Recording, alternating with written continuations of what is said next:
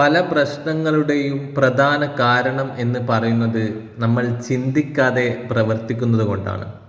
അത് ചിലപ്പോൾ ഒരു കുടുംബ ബന്ധത്തിലാകാം, അല്ലെങ്കിൽ ഒരു ബിസിനസ്സിലാവാം, അല്ലെങ്കിൽ നമ്മൾ തുടങ്ങുന്ന ഏതൊരു പ്രോജക്റ്റിലുമാവാം.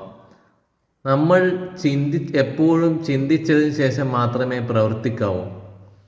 നമ്മൾ ആക്ച്വലി നാവിൽ നിന്ന് എന്തെങ്കിലും വന്നതിന് ശേഷം അല്ലെങ്കിൽ പ്രവർത്തിച്ചതിന് ശേഷം പിന്നെ വിഷമിച്ചിട്ട് കാര്യമില്ല. അതുകൊണ്ട് തന്നെ നമ്മുടെ ഫ്രസ്ട്രേഷൻ അല്ലെങ്കിൽ നമ്മുടെ stress, anxiety, depression, time wastage എല്ലാത്തിൻ്റെയും പൂർണ്ണ കാരണം എന്ന് പറയുന്നത് നമ്മൾ പ്ലാൻ ചെയ്യാതെ ചെയ്യുന്നത് കൊണ്ടാണ്. ഓരോ ദിവസവും പ്ലാൻ ചെയ്യാനായി ശ്രമിക്കുക.